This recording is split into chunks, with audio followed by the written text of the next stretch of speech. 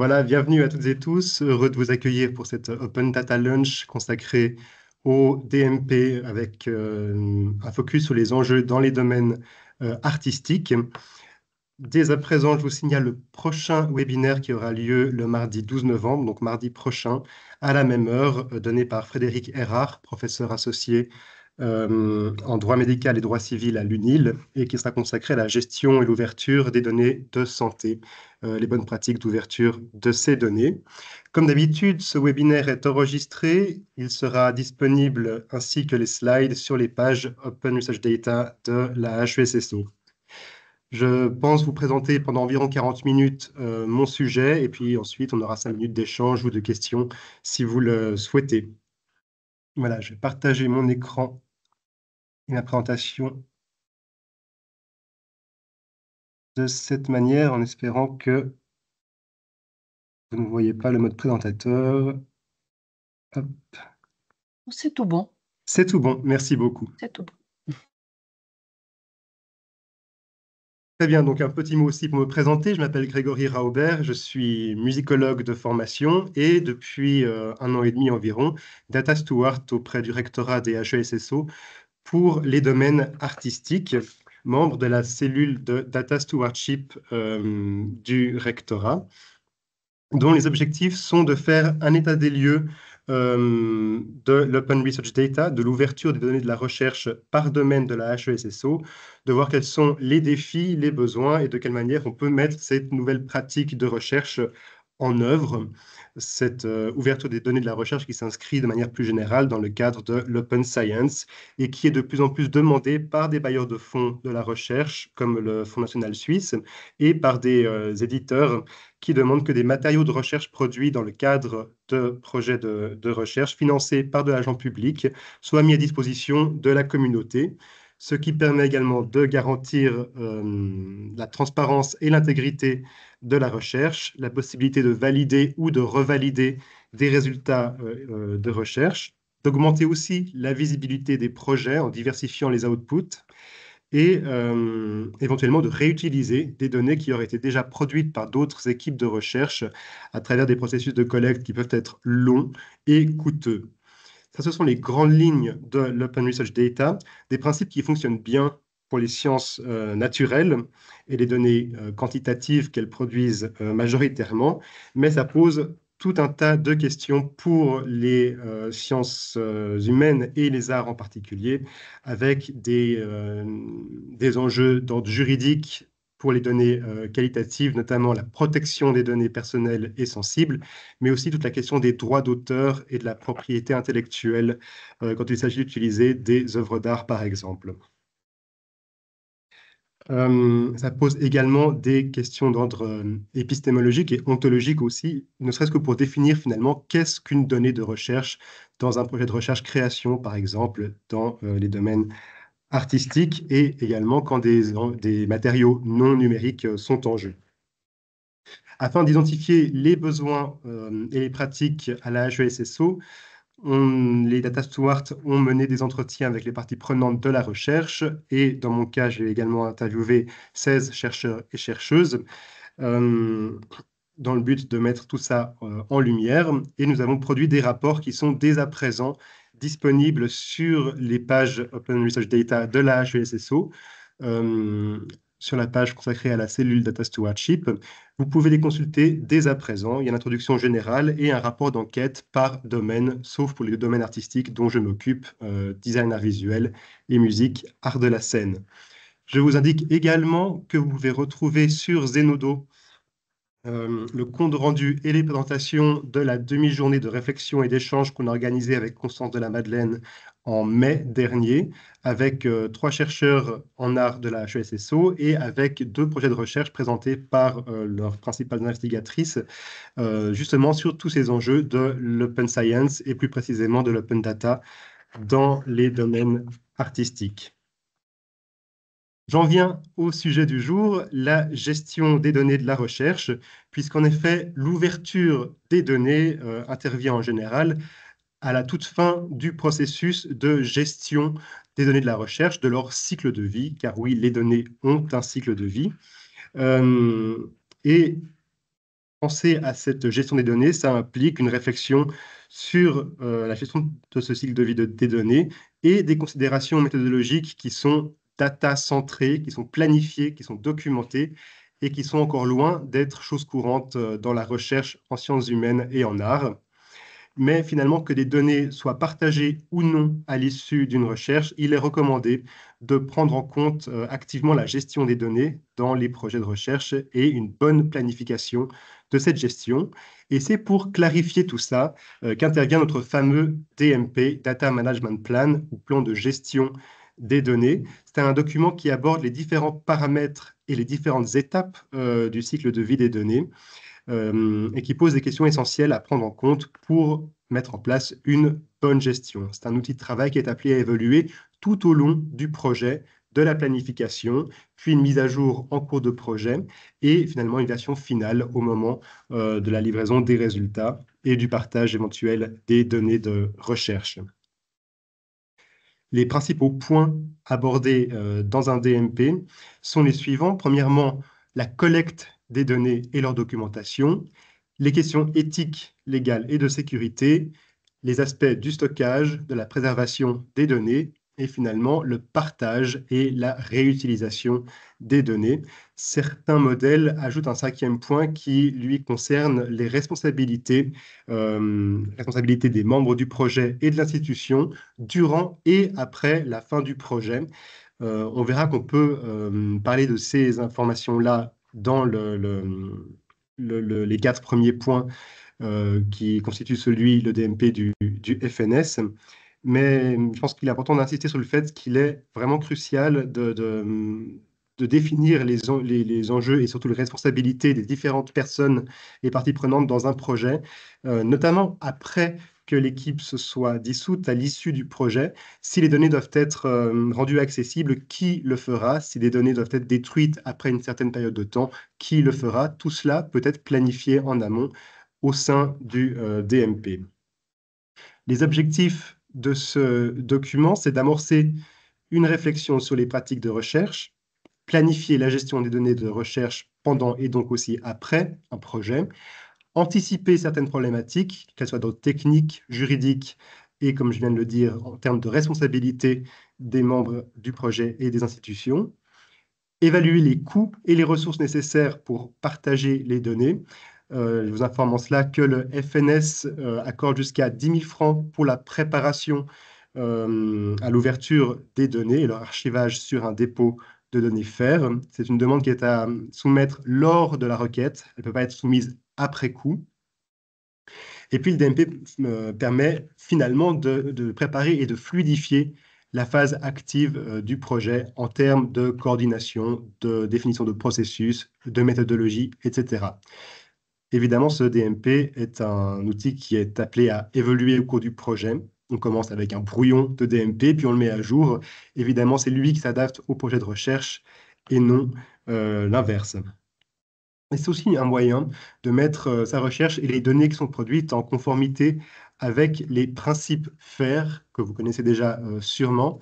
qui visent à ce que les données soient trouvables, accessibles, interopérables et réutilisables. Un corpus de bonnes pratiques qui permettent de garantir des conditions optimales d'ouverture des données, des conditions pérennes également, et d'optimiser la entre guillemets, trouvabilité des données en fournissant par exemple des métadonnées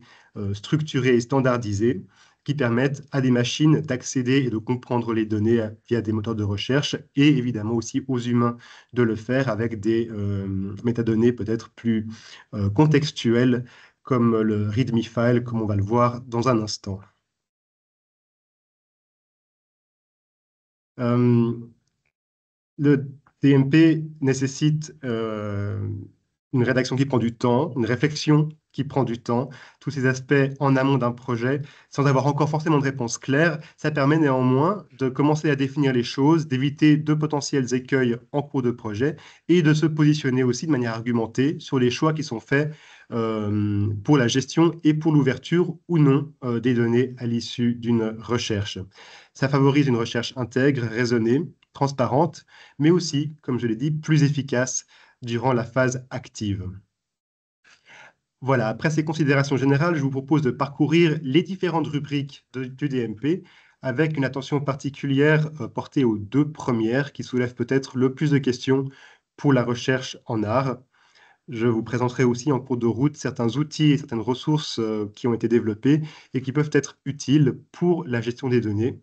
Et comme je vous l'ai dit tout à l'heure, je propose de garder quelques minutes à la fin pour vos éventuelles réactions et questions. Le premier conseil que je pourrais donner, c'est que les rubriques du DMP peuvent être abordées dans n'importe quel ordre, mais qu'il est important de les avoir toutes parcourues avant de commencer à remplir un DMP dans la mesure où, par exemple, le dépôt de données qui sera sélectionné au point 4 pour partager les données peut avoir des conséquences sur les points précédents, par exemple avec des licences spécifiques qui sont attendues, des formats spécifiques. Euh, ou d'autres choses de ce type-là. C'est la même chose avec les éditeurs qui parfois mettent des conditions certaines pour l'ouverture des données et leur accessibilité. Bien, dans notre premier chapitre du DMP, collecte des données et documentation, on nous demande dans un premier temps de définir les données qui sont en jeu, puis de préciser quelles ont été et quelles seront les méthodes de collecte, quelles seront aussi les modalités d'organisation de ces données, et tout cela à travers une documentation des métadonnées et une documentation qui serait plus contextuelle à travers le README file, par exemple. Et évidemment, parmi les principaux défis pour les humanités, pour les arts, en particulier pour la recherche-création, c'est de définir les données qui sont en jeu dans un projet de recherche, tant cette notion est peu utilisée dans nos disciplines. Faut-il parler de données? Faut-il parler de sources, d'informations, de matériaux d'enquête, de preuves? Finalement, peu importe le terme employé, l'important est de se poser vraiment la question de qu'est-ce qu'on manipule et de définir les objets qui sont manipulés au cours d'une recherche. Quels sont les matériaux qui sont préexistants? Quels sont les matériaux qui vont être produits en cours de recherche à travers notamment des captations, des observations? Et évidemment, il y a la problématique de l'hétérogénéité de ces matériaux dans la plupart des projets de recherche en sciences humaines et qui peuvent impliquer des formats très divers, notamment pour les données qui sont non numériques, qui sont physiques.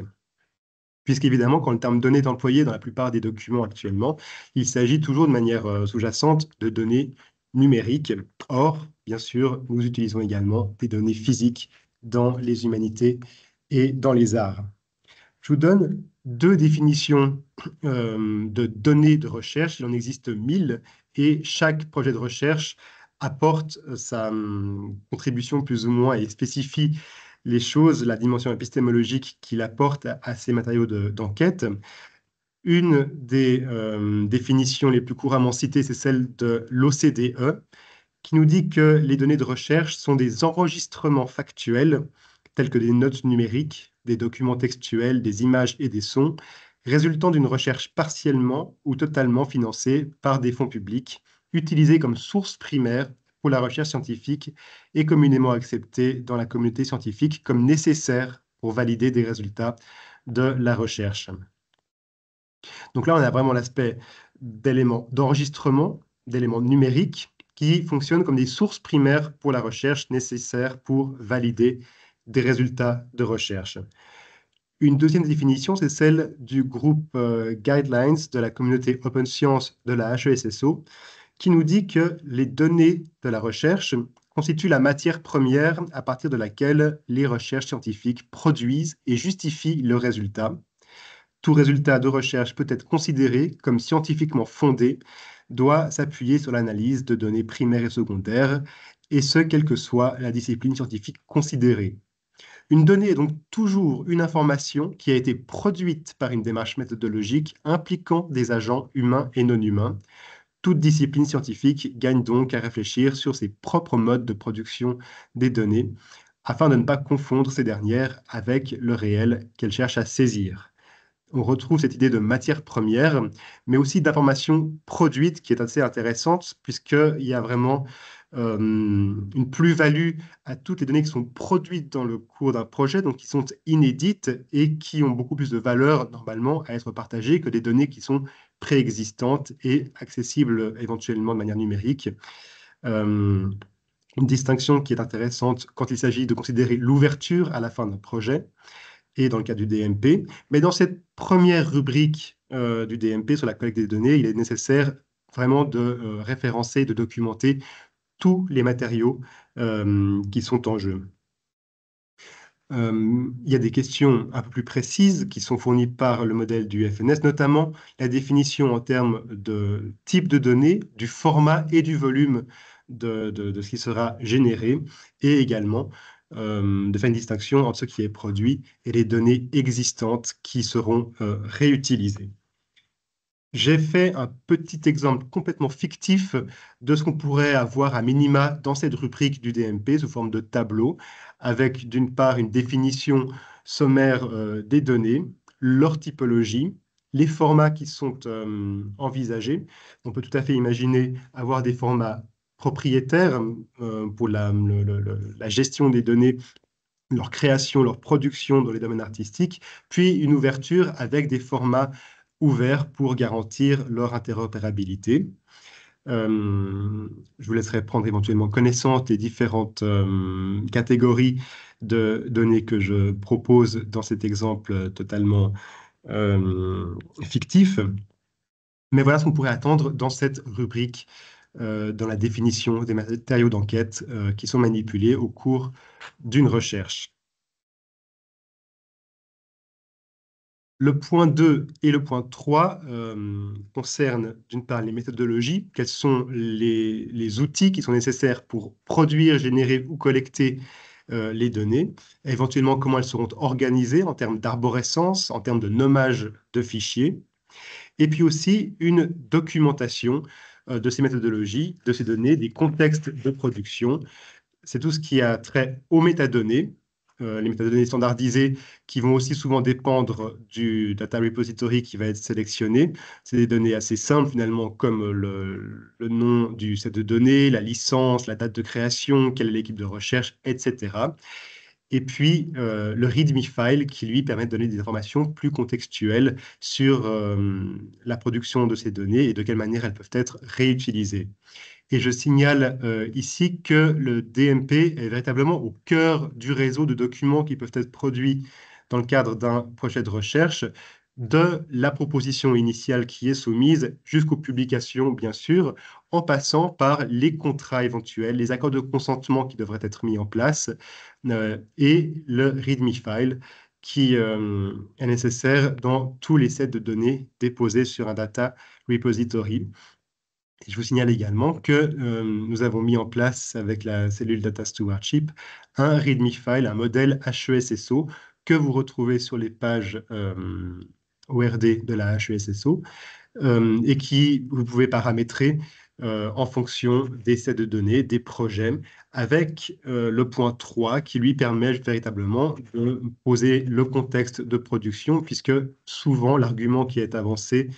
entre guillemets, contre l'ouverture des données, c'est que des données sorties de leur contexte, elles ne veulent plus rien dire. Le README file permet de préciser tout cela pour garantir un maximum de réutilisabilité des données qui sont déposées.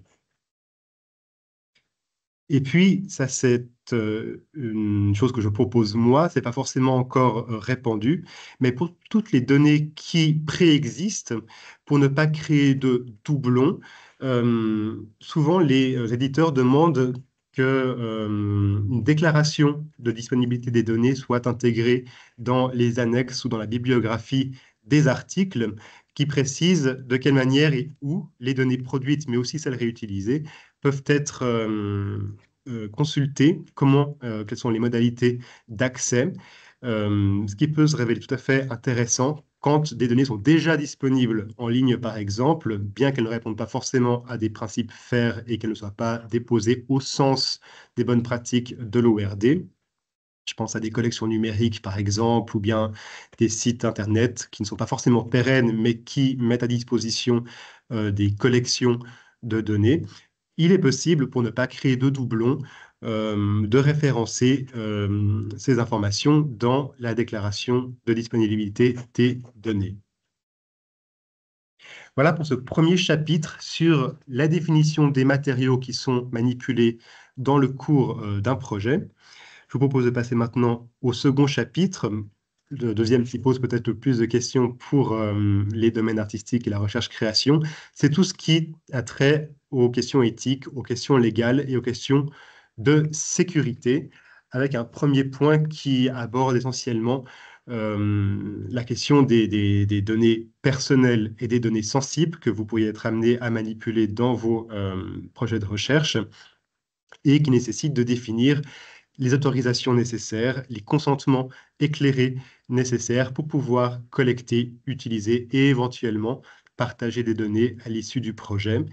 Ça demande également de poser des informations concernant les méthodes d'anonymisation ou bien de désidentification, en tout cas, que vous avez projetées pour préserver l'anonymat ou préserver la sphère privée des personnes qui ont répondu et qui n'auraient pas envie que leurs données soient disponibles de manière identifiante. Il vous demande également de préciser quelles sont les modalités en termes de stockage et de sécurité des données. Faut-il des accès restreints au sein même de l'équipe de recherche? Peu de personnes ont accès aux données brutes, mais plus de monde pourrait avoir accès aux données désidentifiées. Faut-il des processus de cryptage des données, des mots de passe, ce genre de choses? Là, vous pouvez documenter ces aspects liés à la sécurité. Et puis, bien entendu, le point 3 que j'aborde un peu plus tard, toutes les questions liées à la propriété intellectuelle et aux droits d'auteur. Pour ce qui est des données personnelles, je vous signale aussi l'existence d'un formulaire de consentement écrit pour la collecte des données personnelles, un formulaire que nous avons adapté pour les enjeux de l'Open Research Data et que chaque projet de recherche peut adapter aux objectifs et aux finalités qu'il entend apporter avec les entretiens ou la collecte en général des données personnelles qui seront faites, puisqu'il est nécessaire de demander son consentement à chaque personne qui sera impliquée dans le projet, dont des données personnelles, voire sensibles, seront collectées. Et on peut imaginer aussi que ce modèle pourrait servir éventuellement pour clarifier l'accès et les modalités d'utilisation de matériaux qui sont sous droit d'auteur, par exemple. Euh, si ces matériaux peuvent être consultés, reproduits éventuellement de manière numérique et à la fin partagés. Concernant l'aspect de la propriété intellectuelle et des droits d'auteur, ça c'est un des points peut-être qui pose le plus de questions et où il y a encore actuellement le moins de réponses à apporter. De nouveau, chaque projet est amené à définir les choses par lui-même en fonction de ses objectifs.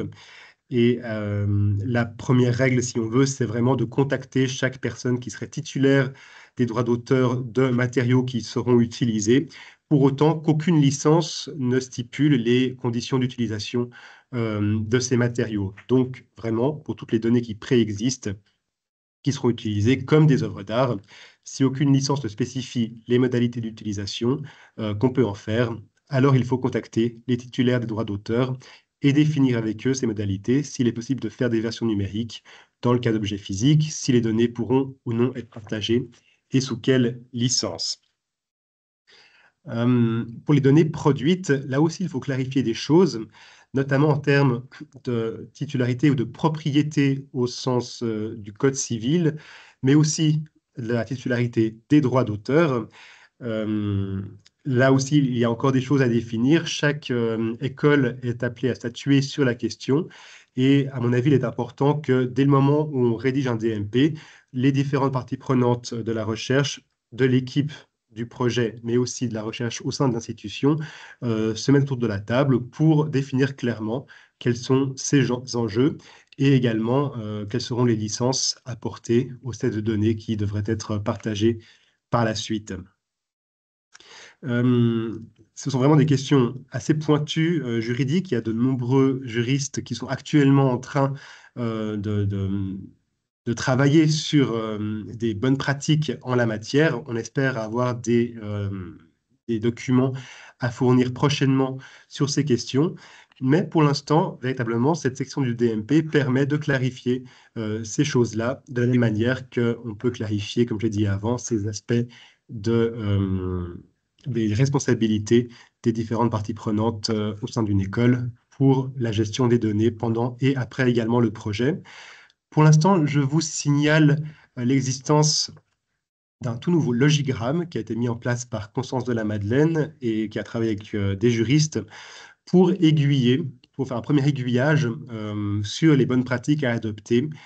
selon la qualité des données qui sont manipulées en cours de projet, qu'elles soient personnelles ou qu'elles soient soumises à des questions de droit d'auteur. On en vient maintenant plus rapidement peut-être à notre troisième chapitre du DMP, qui concerne lui plus des aspects logistiques, de stockage et de préservation des données. Et là, la première chose à faire, c'est de se renseigner auprès du service informatique de l'école pour savoir quels sont les stockages, les modalités de stockage qui sont à disposition, celles qui pourraient être mises en place. Euh, Tout ça pour préserver les données, bien sûr, éviter qu'il y ait des pertes de données, mais aussi préciser leur sécurité et de quelle manière elles seront sauvegardées. Il y a cette règle du 3-2-1 qui voudrait qu'il y ait 3 copies de chaque set de données sur au moins 2 supports, dont un se trouve sur un lieu externe afin de maximiser la préservation de ces données et de réduire le risque de perte de données. Et dans le cas où vous avez des données personnelles qu'il faudrait sécuriser, je vous rends attentif au fait que l'aspect du transfert des données entre les membres des équipes, par exemple, s'il y a des équipes qui travaillent en réseau avec plusieurs institutions sur différents pays, les transferts sont importants à prendre en considération sur la sécurisation, puisque une donnée envoyée par email ou bien transportée sur une clé USB, ben, c'est tout le processus de sécurisation qui s'effondre avec une faille de ce type. Donc voilà, prendre ces considérations de sécurité en compte. Et puis finalement, le point 3.2, quel est votre plan en matière de conservation des données? Là, on ne parle pas encore d'ouverture, mais véritablement d'archivage à long terme des données, de toutes les données produites au cours d'un projet, considérer toutes ces données et définir lesquelles seraient les plus intéressantes à préserver sur le long terme pour des questions personnelles ou bien pour éventuellement des prochains projets de recherche dans l'institution. Et pour ça aussi, dès le début, dès la rédaction de la première version du DMP, je vous invite, et j'invite les personnes qui sont présentes aujourd'hui à se mettre autour d'une table, archivistes, bibliothécaires et équipes de recherche, pour déjà faire une petite définition des données qui seraient conservées. Par exemple, ce n'est pas nécessaire de garder des versions intermédiaires. Les données brutes, par contre, et les données qui ont servi à l'analyse, elles, sont véritablement importantes s'il s'agit de reprendre le projet ou de vérifier des résultats. Et puis finalement, on arrive au quatrième point de notre DMP. De quelle manière et où seront partagées les données? Donc là, il s'agit de définir sur quel data repository on souhaite déposer les données et évidemment de définir quelles données seront partagées et sous quelles conditions. De nouveau, je rappelle que le choix du data repository peut conditionner pas mal de choses en amont dans le DMP. Je prends l'exemple, par exemple, du DASH, le Swiss National Data Service Center for the Humanities, qui est une solution assez intéressante entre archivage à long terme et valorisation des données au niveau de la donnée elle-même. Chaque donnée possède un identifiant pérenne, chaque donnée peut recevoir des métadonnées. Et le DASH propose une interface de travail de gestion des données qui peut être mobilisée dès le début du projet pour que les processus d'archivage au final soient faits dans le cadre justement de l'architecture de ce data repository. Alors que de définir le data repository à la fin, ça peut amener à une grosse surcharge de travail pour la préparation des données en vue de leur archivage sur un dépôt de données. Et puis, le point 4.2, y a-t-il des restrictions nécessaires pour protéger les données sensibles? La plupart des data repositories permettent de faire des accès restreints et permettent aux investigateurs ou aux écoles par la suite de définir si oui ou non les données sont ouvertes selon les requêtes au cas par cas, ce qui permet par exemple de garantir que les données sont ouvertes uniquement dans le cadre de projets de recherche scientifique, moyennant un accord de consentement, des contrats d'utilisation, des licences d'utilisation, ce qui permet de garder un contrôle et des clauses de confidentialité s'il le faut, sachant que l'open research data et le fair data, ça ne veut pas dire du free data, ce n'est pas des données gratuites, c'est des données accessibles selon des bons principes, mais dans la mesure des possibilités légales, bien entendu. Voilà pour ce rapide survol des différents points du DMP. Je vous propose une petite conclusion et ensuite je vous montrerai certains éléments de ce qui se passe actuellement sur ces questions de l'ouverture des données dans les domaines artistiques. Donc oui, planifier la gestion et l'ouverture des données de la recherche, ça a un coût au sein d'un projet, un coût en temps, en formation, en ressources humaines et financières, mais il y a aussi de réels bénéfices à en tirer en termes de visibilité et d'organisation à travers la définition des matériaux qui sont manipulés, de leur spécificité, mais aussi de la manière dont elles seront éventuellement partagées, sous quelles conditions, définition des méthodes et des processus de travail, des conventions en termes d'arborescence, de nommage, des outils qui vont être utilisés, des responsabilités, etc., etc. En abordant toutes ces questions en amont d'un projet, vous fluidifiez sa réalisation et vous anticipez une partie des écueils qui pourraient se présenter par la suite. Et je souligne que la mise en place d'un DMP, la planification du cycle de vie des données, est véritablement conséquente la première fois qu'on s'y confronte, mais elle permet de définir des processus qui pourraient être réutilisés par la suite dans d'autres projets et qui pourraient être standardisés aussi à terme au sein des écoles avec des standards de nommage, d'archivage, d'arborescence, des stockages sécurisés, etc. Sachant qu'il y a, comme vous l'aurez compris, deux aspects de niveau au DMP, à la gestion des données de la recherche. Il y a ce niveau plutôt opérationnel et logistique,